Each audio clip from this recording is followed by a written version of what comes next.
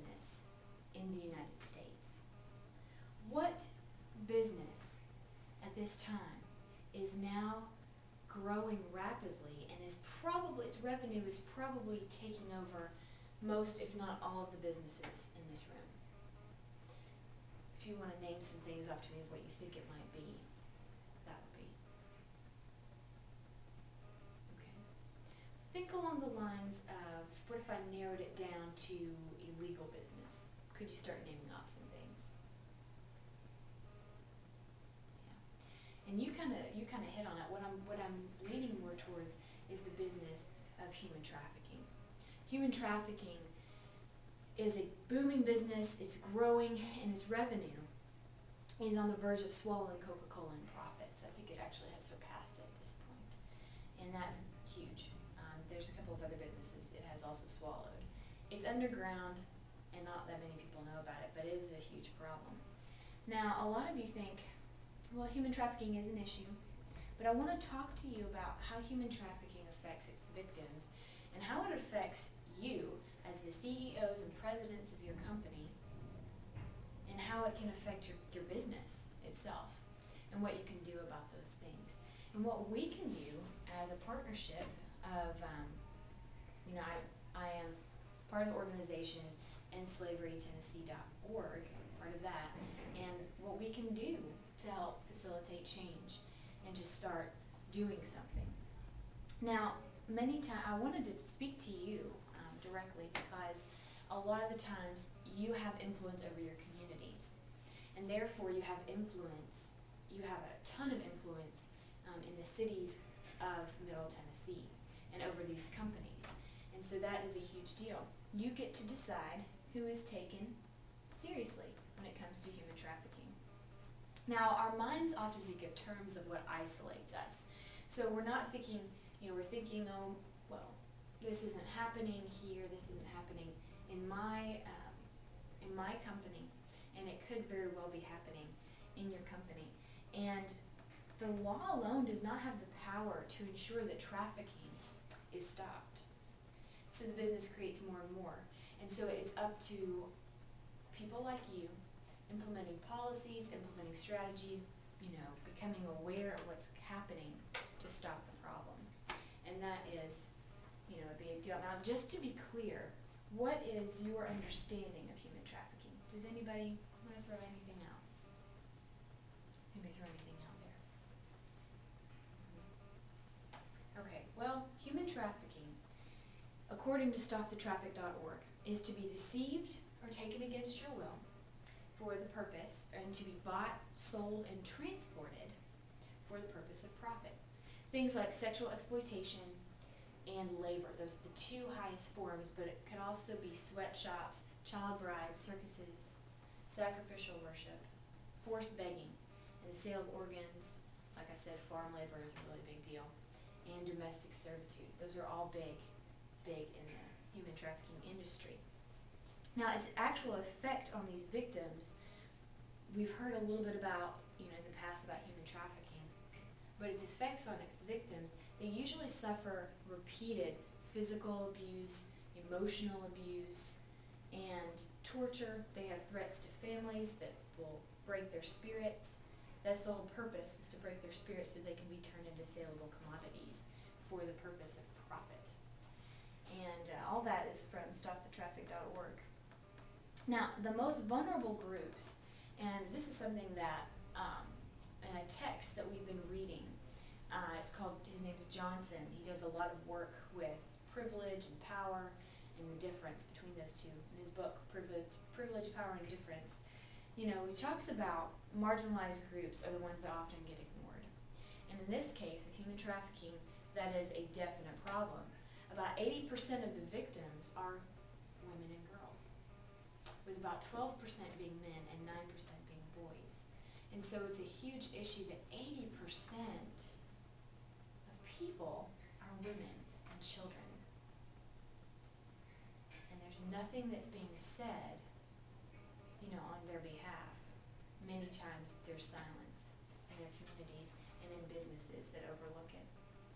Now, monstrosity is great, and it's happening in Tennessee, but I don't know if you all realize how big the problem is, and I gave you a map there that shows all different occurrences that have happened in Nashville. And you saw the one that had 100 girls, coming out of a brothel, and they were literally girls, 15, 14, one was 13. So these things are happening in Tennessee. They're happening in our state. And, the question does still loom, though. This is a problem, but how does it affect my company? And I'll let you know how it affects your company. Back last year, the Cheesecake Factory had to handle a situation where one of the waitresses was propositioned by a bartender about, she was convinced that he convinced her to sell her 2 daughters for commercial sex. And this brought a wave of negative publicity to the Cheesecake Factory, negative things. If they would have had a policy in place and a plan to implement, they could have had, positive support. The media would have had good coverage about how they would have stopped human trafficking, but instead they lost revenue, they lost trust, and they had to deal with a lot of public scrutiny because of that, and that was damaging to their company. And I want you all to realize that Cheesecake Factory is great. Who doesn't like cheesecake? But we don't like things happening, like people getting profit from other human beings, and so that's going to cause a lot of negative things to be spoken and thought of by your company, and that's really not acceptable at all. It destroys your self-image. There is a deduced demand for products from customers because you've lost some trust with them. There's a loss of share price, loss of profits due to boycotts, because people will boycott your company, and low morale. There's tons of low morale happening, and it's a huge deal. Now, individuals and authorities such as you, companies and businesses, you have the ability to make a difference and minimize their risk by becoming aware and instituting policies and partnering with anti-trafficking organizations. So all these things are a huge deal for you to be able to be a part of. Now, for as far as policy goes, you're like, well, what kind of policy do I do? I don't have the ability to do these kind of things. I don't have the time. I'm busy. Our company is busy. But I want to warn you that just like over here at the Cheesecake Factory, they were probably busy too. And they've lost a lot because of it. They've lost a lot because of it. And you may know your company well, but that doesn't mean that you're not going to have somebody that's gonna break what you thought would never happen in your own company. So what you want to make sure to do is, whenever you're working with creating a policy, make sure that your staff are training the employees on how to recognize human trafficking, how to recognize it correctly, how to handle a human trafficking offense, and how to take it to the authorities. You want to have a hotline number, something that's easy access, something to where it's not like they have to come to you and tell you that there's human trafficking happening, but that they can go to a separate hotline so where they don't feel like they're ratting somebody out. And that's a huge deal. The call, you want to have or you could even do this would be great if you could have a trained representative from an organization such as enslaverynow.org or some similar one to give a seminar and distribute this material. And you have training sessions that kind of filter out throughout your company.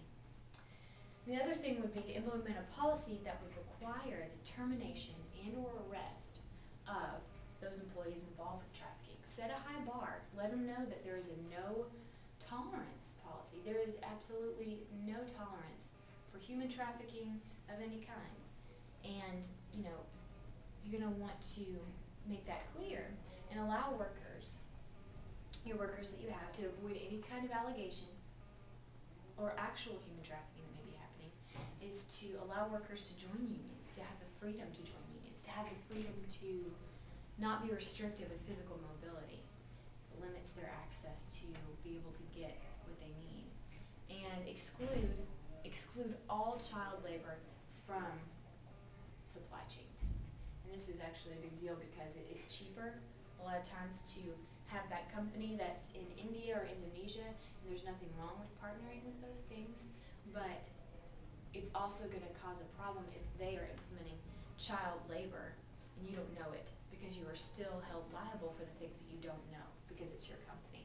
Now Gap Incorporated had an issue like this going on, and that was from the United Nations trafficking report, that they had an instance where there was a company in India, one of their supply chains, and they were using children as labor. And Gap was great. They cut it off. They said no more. We're done. And so they took a lot of steps. They put them on probation. They said there was absolutely no tolerance for that kind of thing. Now the next thing is to sponsor an organization like EndSlaveryTennessee.org to partner with to change the company's image and impact on the community. If you're not only saying no, we have no tolerance for this, but then you're also going ahead and you're partnering with a company, with an organization that fights it, you're going to have a lot of impact in your community for the good. And I know many of you support other organizations as well. So making this come up as an issue that you can support and you can bring people on board, because it's actually growing in the United States. And you know, we abolished slavery back during the slave trade, didn't we? But we actually haven't. And it would be, like I've said before, just a monstrosity to have that come back and be prevalent in our companies and our businesses right under our noses. Now, we mentioned this huge problem with possible solutions. However, this is not a fight that we can win in one battle. It's going to take baby steps.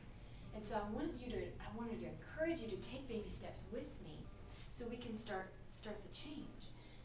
Through the issue of knowledge itself and becoming aware of the problem, we can work on the problem of Tennessee's trafficking through creating policy, through partnering with organizations that fight human trafficking, by becoming, like I said, that first step is becoming aware and issuing policies. Protect yourself, protect your company, protect your employees.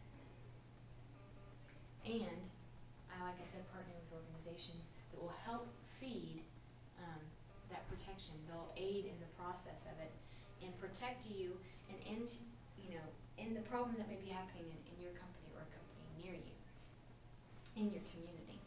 So, like we've often said before, and you've heard this before so many times, and it's very, very true. If you're not a part of the solution,